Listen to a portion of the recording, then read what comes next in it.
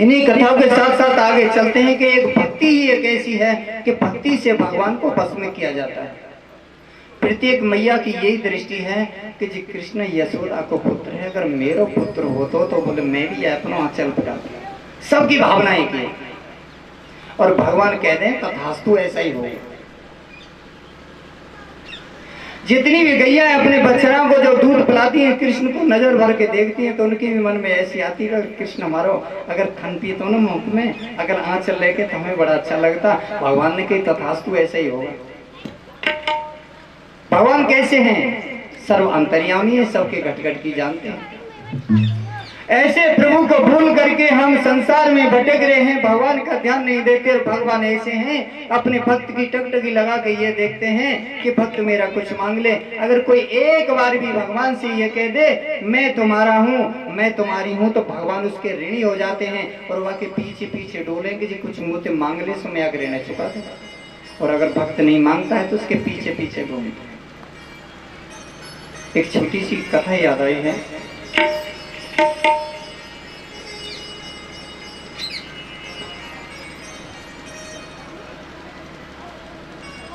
जयपुर के निकट में एक खंडेला पड़ता है, खंडेला नाम का स्थान पड़ता है जयपुर के निकट में, खंडेला। और उस खंडेला में जो सरदारों का जो पुरोहित थे वो थे जिनका नाम था परशुराम कांकड़िया।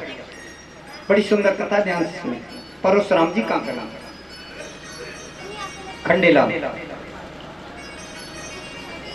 उनकी एक बेटी थी, उसका नाम था करमेती बाई। धीरे धीरे करमेती बाई बड़ी हुई।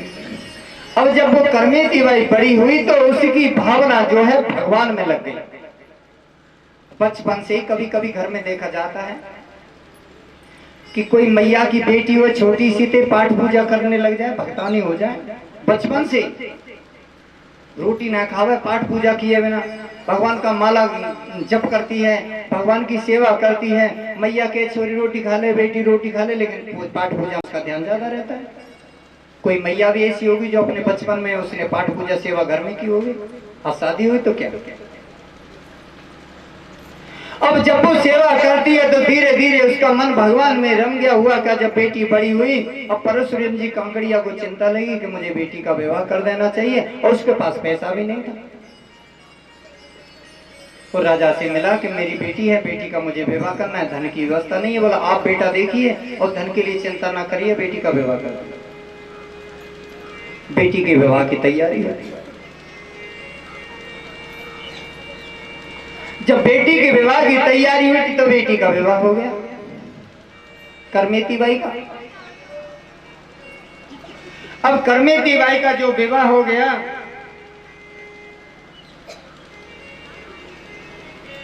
करमेती को सवेरे जाना है। करमेती बाई को पता चला कि जो मेरा पति है वो नास्तिकवादी है, यानी भगवान को नहीं मानता, नास्तिक है, भगवान का भजन पूजन भी नहीं करता और भगवान को मानता भी नहीं है। अब सोचने लगी यदि मैं उसके साथ में अगर मेरा विवाह हुआ है, मैं जाती हूँ तो वो तो मुझे भजन पूजा भी नहीं करने देगा क्योंकि नास्तिक है, और उसके साथ पटेगी कैसे। कह रही कैसे ने वह बेर केर को संग। अब केर केला हो और बेरिया खड़ी हो पास में, अब दोनों एक साथ रहेंगे, और जैसी केला आम लगेगा जाके बाद पूरे पत्थर में चीरेगा। काम ये बात यही है। बेडोलत रस आपने उनके भाट तंग। अब करमेती बाई का ध्यान सीधे एकदम भगवान की तरफ गया। काहे प्रभु, ये तो मेरे साथ में बहुत अन्याय हो रहा है। जो मेरा पति है वो तो नास्तिक है और ये मेरी विदाई होने को जा रही है, अब मैं तो उसके साथ नहीं रह सकती। और उसने क्या किया, घर के अंदर चली गई और अंदर से जाके किवाड़ बंद कर लिया।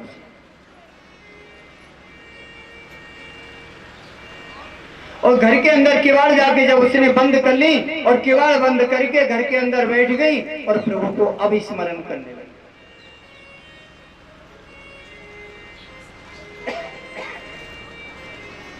काहे प्यारे, हे कन्हैया, मैं तुम्हारी हूं। और जो एक बार भगवान से ये कह देता है कि मैं तुम्हारी हूं, मैं तुम्हारी शरणागत हूं, तो फिर भगवान को धीर नहीं। और कहे प्यारे, मैंने तो केवल तुम्हें ही अपना माना है, बचपन से तुम्हारी सेवा की है, और मेरा जो विवाह हो रहा है वो एक नास्तिक व्यक्ति के साथ विवाह हुआ है। मैं यदि उसके साथ जाती हूँ तो मेरा तो सब पाठ पूजन और मेरा सारा जीवन ही बर्बाद हो जाएगा, इसलिए आप मेरी रक्षा करें। जब घर वालों को पता चला कि करमेती बाई घर के अंदर में बंद किवाड़ बंद की है, तो बोला बेटी किवाड़ खोलो, बेटी किवाड़ खोलो। किवाड़ नहीं खोली। फिर मई आई, कभी बहन आई, भाई आया, सब लोग बार बार किवाड़ खटखटा रहे, किवाड़ खोलो, लेकिन करमेती बाई ने किवाड़ नहीं खोली। और कहे प्यारे, मैंने सुना है कि आपने सबकी रक्षा की है। जब भरी सभा के अंदर में दुर्योधन ने दुशासन को आदेश दिया था किसे नग्न करके मेरी जंगा पे बैठा था, तो उसमें प्रभु आप आ गए थे, आपने उसके चीर को बढ़ाया और उसकी लज्जा को रख लिया।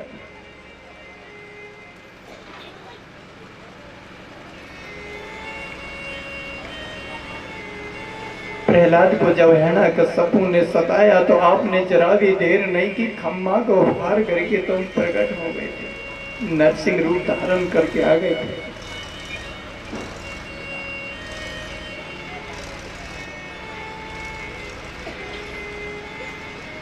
जहां जहां विपत्ति जिस भक्त पर पड़ी, जिसने तुम्हें पुकारा तुम छोड़ करके चले आए। जब गज ने पुकारा तो तुम गरुड़ की भी चिंता ना करके पैदल ही दौड़ने लगे थे, लेकिन मेरी जब बारी आई तो ऐसा क्यों? क्या मैं तुम्हारी नहीं हूं? मैं तुम्हारी सेवा के लायक नहीं हूं कि मैं तुम्हारी सेवा कर सकूं? प्यारे, मैं तो तुम्हारी हूं, अब मैं तुम्हारे अलावा तो किसी को जानती नहीं। और मेरे पिता ने जो विवाह किया है वो तो नास्तिक है और भगवान को मानता ही नहीं। अब उसके साथ जाके जीवन को कैसे बर्बाद करूं? इसलिए कहो तुम आ जाओ प्यारे, मेरी रक्षा करो, मुझे मार्ग दिखाओ। बार बार रोती हुई, चिल्लाती हुई, बार बार चीखने लगी, रोने लगी, सिसकने लगी और अपने कन्हैया को पुकारने लगी। लेकिन भगवान तो बड़ा कृपालु है। बार बार घर वाले जो आ रहे थे कि किवाड़ खोलो, किवाड़ खोलो, भगवान ने ऐसी लीला बखेरी कि वहां उसके दरवाजे पर कोई नहीं रहा, सब इधर उधर भटका दिए। और अचानक से उसने कुंडी खोली करमेती बाई ने और झांक करके देखा कि उसे कोई भी दिखाई नहीं दिया, सब सुनसान है, अब कोई सामने नहीं है। और करमेती बाई साथ ही साथ वहां से निकल पड़ी वृंदावन के लिए। उसे कोई पता नहीं है कि वृंदावन किधर है। कभी नाम तो सुना था, देखा नहीं था, घर से बाहर भी कभी निकली नहीं थी, कन्या की जाती थी, लेकिन वृंदावन में कृष्ण का स्मरण करते रात्रि में निकल पड़ी।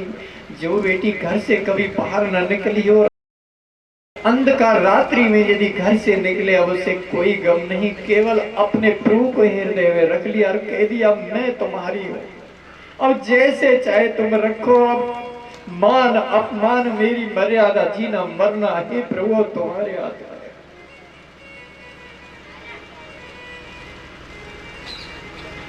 चलते चलते उसे सारी रात निकल गई, दिन हो गया, सूर्य उदय हो गया और करमेती बाई सीधी जा रही थी।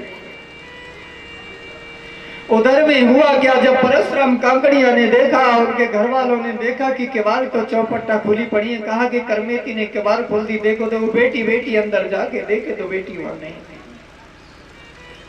कहा बेटी कहूंगी, इधर उधर पार पड़ोस में देखी। इसके बाद राजा को खबर दी कि हमारी बेटी का तो कुछ पता ही नहीं, बेटी है तो है कहाँ, गई तो गई कहाँ, मर गई, क्या हुआ, कैसे हुआ? राजा ने साथ ही साथ घोड़ों पर सवार होकर के अपने सैनिकों को चारों तरफ में छोड़ दिया कि करमेती बाई की थाम लगाओ, कहां पर है, घोड़े ले ले करके चल पड़े। उधर में करमेती बाई चली ही जा रही थी, उसे पता नहीं वृंदावन किधर है। चलते जा रही, उसके कानों में घोड़ों की टाप सुनाई पड़ी। घोड़ों की टाप सुनकर उसने सोचा, हो न हो कहीं राजा के ये सैनिक मुझे ढूंढने आ रहे हो, तो इसलिए अब मैं क्या करूं। और इधर उधर चारों तरफ में उसने छुपने के लिए जगह देखी, तो कहीं छुपने के लिए उसे जगह दिखाई नहीं दी। उसने देखा कि पास में ही जहां रास्ते से जा रही थी, तो मरा हुआ ऊंट पड़ा हुआ था, जिसका कंकाल बचा था, जिसको पूरा जानवर खा गए थे, केवल कंकाल ही था। और उस कंकाल में जाकर के करमेती भाई लंबी सो गई जाकर।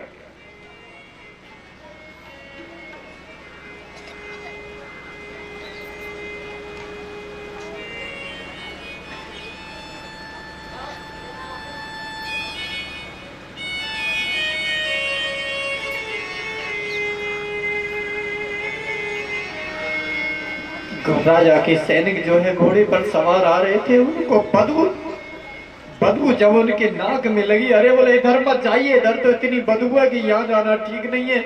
उन्होंने अपना घोड़ा दूसरे रास्ते से मोड़ दिया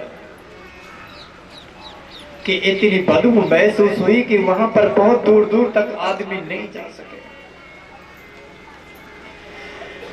और वो घोड़े लेकर के आगे चले गए, और आगे फिर 1 दिन 2 दिन आखिर 3 दिन तक करमेती बाई उसी ऊंट के कंगाल में सीधी सोती रही। जब राजा के सैनिक उसने देखा कि घोड़ा लेकर के लौट के वापस जा रहे थे, तब करमेती बाई उस ऊंट के कंगाल से बाहर निकल के आ गई और कहा, हे प्रभु, मेरी और कितनी परीक्षा बाकी है और क्या करना मेरे लिए बाकी है मेरे जीवन में, इसलिए मैं तो ये भी नहीं जानती कि वृंदावन किधर है, मैं कैसे जाऊं, कहां जाऊं।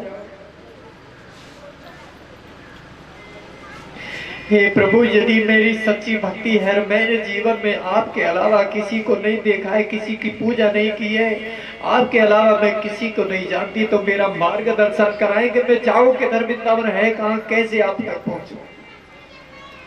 इतने में भगवान की कृपा से देखा कि साधुओं की टोली आ रही है। करमेती भाई ने साधुओं को प्रणाम किया कि बाबा प्रणाम। बोल बेटी प्रणाम। बाबा तुम कहाँ जा रहे हो? बोल बेटी हम तो वृंदावन जा रहे हैं। तो बोल बाबा मैं भी आपके साथ चलना चाहती हूँ, मैंने वृंदावन कभी देखा नहीं है। साधुओं ने कहा कि बेटी चलो, आप तो हमारी बेटी हैं, हम आपको अपने साथ ले चलते हैं। और साधु आगे आगे और करमेती बाई उनके पीछे पीछे चल पड़ी और चलते चलते वृंदावन में पहुंचे। वृंदावन में जाकर के ब्रह्म कुंड पर पहुंची और वहां जाकर के प्रभु की आराधना करने लगी है। उसका शरीर कंपित हो जाता है प्रभु का स्मरण में। और वहां छोटी सी एक फूस की झोपड़ी भी बना ली उसने। करमेती बाई वहीं रहने लगी। परशुराम जी काकड़िया ने चारों तरफ देख लिया। पुलिस के सैनिक जो राजा के सैनिक है वो भी लौट गए। अब उसने काकड़िया ने सोच लिया कि वो तो मर गई, अब कुछ हो ही नहीं सकता, कहीं ना कहीं मर गई, इसे जमीन निकल गई।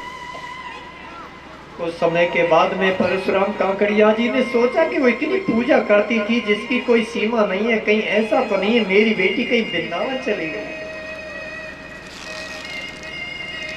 परशुराम काकड़िया जी जो है वृंदावन के लिए चल पड़े। वृंदावन जाके जानकारी लगाई यहाँ कोई बेटी है भजन करती है, बेटी है भजन करती है। चारों तरफ में जब खोजने लगे तो किसी आदमी ने कहा कि हाँ एक बेटी है, बड़ी सुंदर है, दिव्य शरीर है, उसकी कांति में सूर्य जैसे छलकता है और ब्रह्म कुंड में कुटिया बना के एक बेटी रहती है, आप वहां जाके देखिए। परशुराम काकड़िया जी ब्रह्म कुंड पर पहुंचे, देखे तो करमेती बाई की आंखों में से आंसू बह रहे थे, भगवान का नाम जप रहे थे, उसे शरीर का शुद्ध बोध ही नहीं था। परशुराम काकड़िया ने देख लिया कि मेरी बेटी है और जाके कहा बेटी बेटी करमेती बाई करमेती बाई। लेकिन करमेती बाई वहां होती तो बोलती, उसे तो कोई ध्यान ही नहीं था। इतने में परशुराम काकड़िया ने जाकर के उसका शरीर झकोरा, बेटी बेटी मैं तुम्हारा पिता आ गया था। उसकी आंखें खुली, आंखों से आंसुओं की जड़ी बह रही थी। गोविंद ही गोविंद उसके मन में था रटन लग रही थी। काकड़िया को देख करके और बेटी रोने लगी और काकड़िया जी रोने लगे, कहने लगे बेटी जिस दिन से तुम आई हो तुम्हारी माता का शरीर जो है काटा हो गया है, सूख करके वो खाना नहीं खाती, पानी नहीं पीती, दिन रात बेटी बेटी कहती है, इसलिए तुम लौट करके खंडेला चलो। करवेती बाई ने कहा पिताजी ये संसार तो ऐसा है, संसार में रहने की अब कोई आवश्यकता नहीं है, क्योंकि विचार करके देखिए जो ऊंट के अंदर दुर्गंध थी वो दुर्गंध से कहीं ज्यादा दुर्गंध इस संसार की है। जो इस संसार में एक बार फंस जाता है उस दुर्गंध को सहन करके भी उसमें जीता है। संसार की दुर्गंध उससे बहुत कहीं अधिक और ज्यादा है, लेकिन भक्ति जिसके हृदय में जा जाती है, जब उसे भक्ति छा गई तो उस करमेती बाई को उस ऊंट के अंदर से दुर्गंध नहीं बल्कि सुगंध का अनुभव हुआ। ये भगवान की लीला है और संसार के लिए इतनी दुर्गंध बखेर दी कि इस राजा के जो सैनिक हैं बहुत दूर से लौट के चले गए, करमेती बाई को छू नहीं सके। ये भगवान की लीला है। और काहे पिताजी अब मैं तो यही चाहती हूं कि तुम भी अपने जीवन को इसी तरीके से साचे में ढाल लो कि भगवान के अलावा दुनिया में और जगत में कोई नहीं है, यानी भगवान से बढ़कर तो बहुत बड़ी बात उनके बराबर भी कोई जगत में नहीं है। इसलिए अपने को भगवान को अर्पित कर दो।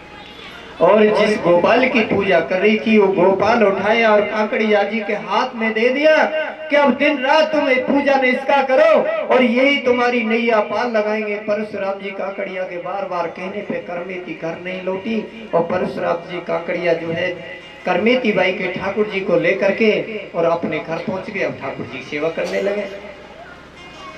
राजा ने अपने पुलिस के सैनिकों को भेजा कि जाकर के काकड़िया को लेवा के लाई, राजा साहब बुला रहे। जैसे सैनिकों ने कहा कि तुमको राजा साहब बुला रहे, बोल कौन राजा? बोला अरे दिमाग खराब है तुम्हारा, राजा साहब ने तुम्हें बुलाया? राजा साहब तो नहीं बैठे हैं जिनकी सेवा मैं कर रहा हूँ। और राजा कहाँ है? मैं तो कोई जानता ही ना राजा कौन है, इससे बढ़कर राजा कोई नहीं है। कह देना जाके राजा से कि वो तो राजा की सेवा कर रहा है। जाकर सैनिकों ने जब राजा से कहा, राजा को बड़ा क्रोध हुआ। साथ ही साथ राजा काकड़िया के दरवाजे पर आया, देखे तो परशुराम जी काकड़िया रोते रोते भगवान की सेवा कर रहे थे, हृदय प्रफुल्लित था। और जैसी राजा ने आकर के देखा, सिर झुकाया, परशुराम काकड़िया से कहा कि ये बताओ बेटी कहाँ है? कि वृंदावन में है। तुम्हारी ये दशा कि अब मैं चाहता हूँ कि एक बार मैं भी उस बेटी के दर्शन करूं। स्वयं राजा चल करके ब्रह्मकुंड पे वृंदावन में आया और करमेती बाई के दर्शन कर उसको चरणों में सिर नमाया। ये है भक्ति की महिमा। इसलिए इधर उधर भटकना छोड़ करके भगवान का भजन करो। जहां भगवान की भक्ति है वहीं पर भगवान है, और जहां भगवान है वहां सर्व आनंद है।